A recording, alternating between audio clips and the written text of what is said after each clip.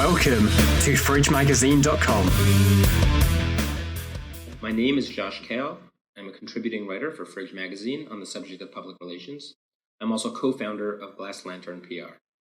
The following pertains to the media relations aspect of PR. One question I'm frequently asked by potential clients is, what is a press hit worth? What they mean is, what can I expect in terms of a return on investment, ROI, for your services? It's a fair thing to ask. PR can be a considerable portion of a marketing budget, and going in with some idea of what a company is going to get back can feel reassuring. Despite the legitimate reason for asking, I hate this question because it leaves me in the spot of giving one of two potential answers.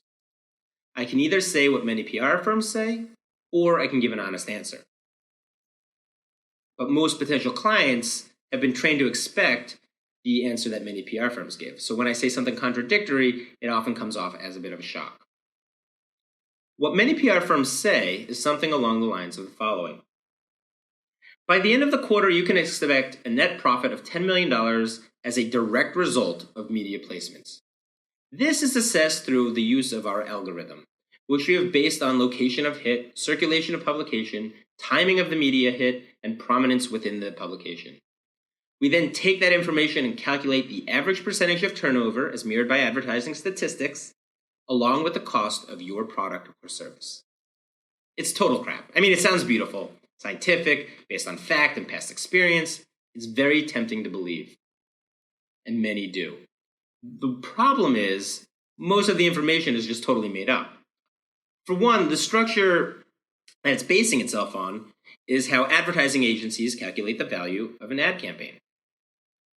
PR is not advertising. So a quarter estimate for the ROI of a media relations campaign ends up only being half the amount of time for the suggested length of a small advertising campaign. Ads appear in the same spot of the same publication every month. Press hits have a wider and rotational reach. History of sales success with one client has no causal link to the success of any other client in that same spot. There are too many variables to legitimately prognosticate the success of any product or service through media relations. So, when those original estimates inevitably fall short, PR firms can then use these previously unmentioned variables to explain away why they fell short. The price point was off for the market, the economy took a sudden dip, publication readership dropped, a new competitor came with the market with new features. These are all honest and real reasons why any estimate may fall. The reason your estimate fell short was because the number you were given at the very beginning is imaginary. If a PR firm hits their estimate, it's pure luck and they look amazing. And if they miss it, well, it's not really their fault. It's a foolproof tactic with very little to lose. Unless you're the actual client with inflated expectations, and then you lose a lot. So what is the honest answer?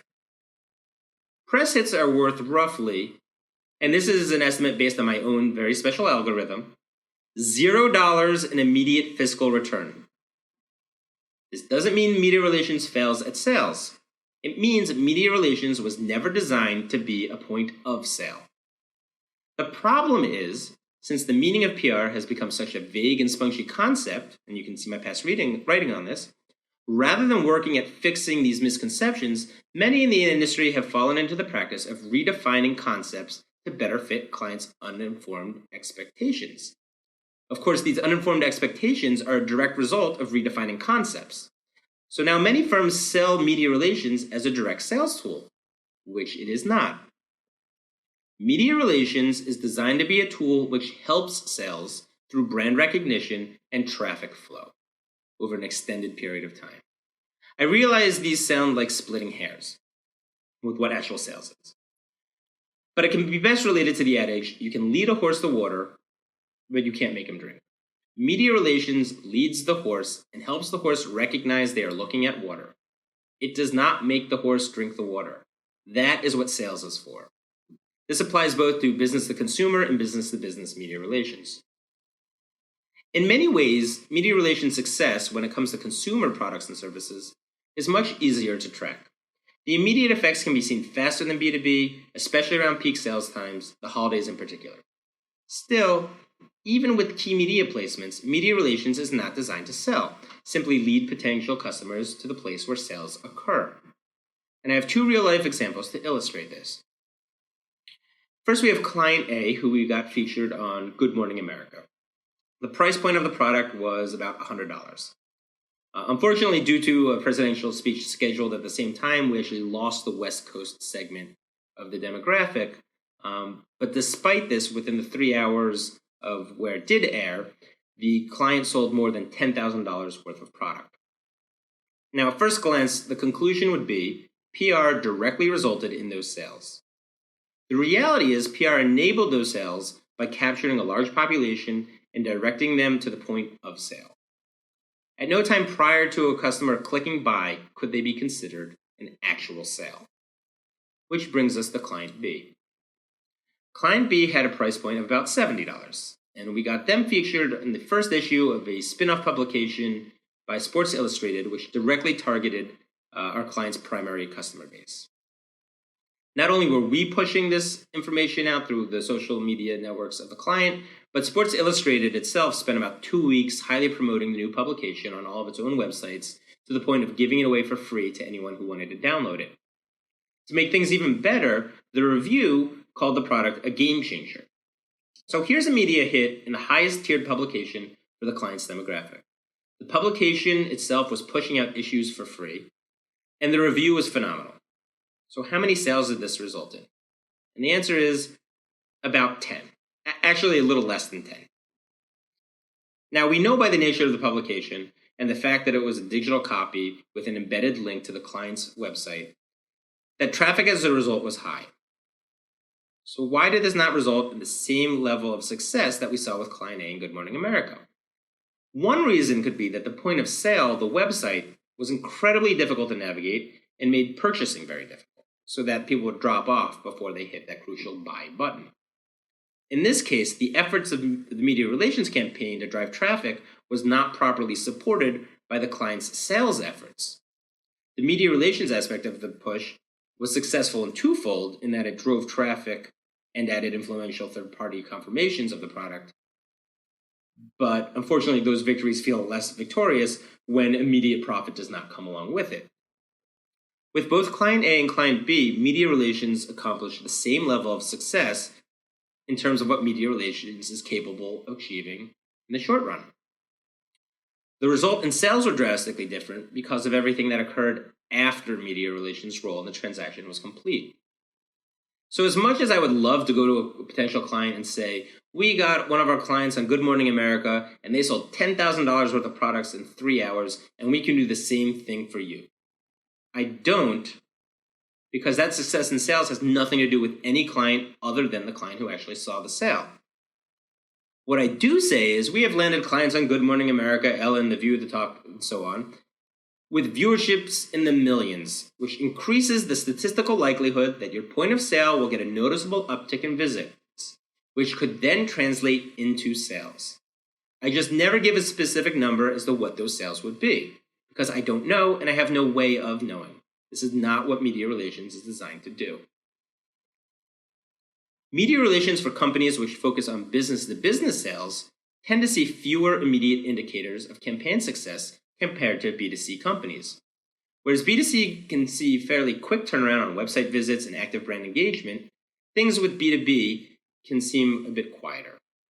Why is there such a large disparity of immediate success indicators when the essential methods of reaching these successes are so similar? To see why, you need to do what I call a candy bar comparison. A B2C sale is like having a candy bar, and depending on the clients, sometimes literally the case, staring at you at a grocery checkout line. It is put there because it is a last-minute temptation, accessible to nearly anyone who walks by it. Should you want it, it's easy to grab, throw in the conveyor belt, and purchase for a relatively low price. In every sense of the phrase, you're making a gut decision. A B2C press hit puts the product or service in front of the consumer's eye. That tends to be a product or service which is tempting or accessible enough to justify a website visit or a Google search. From there, sales takes over to either capture the sale in the moment or, for more expensive items, cultivate that desire until it becomes a sale. With B2B, this is not so simple. Even though many CIOs may equate an RFID inventory system or cloud-based cybersecurity service to a desperately desired or even needed candy bar, the process to turn desire to purchase is much more difficult. B2B purchase decisions for a potential customer tend to be a much larger process than see, want, buy. There are committees in place to discuss the need, budget approvals, alternative product and service research, and meetings, tons of meetings. Even relatively low-tech, inexpensive B2B purchases take time to go from interest to purchase. Basically, these are not candy bars. As a result, a PR firm claiming to predict sales increases within a quarter due to media relations is something of pure fantasy. Even if they predict impact for a year's time, it's still guesswork. When it comes to new or emerging technology, this is especially true. The result of a press hit may not even lead to a website visit for a few weeks or even months. What media relations can do over a consistent and long-term approach is inform potential customers as to what that new or emerging technology is and why it's an improvement.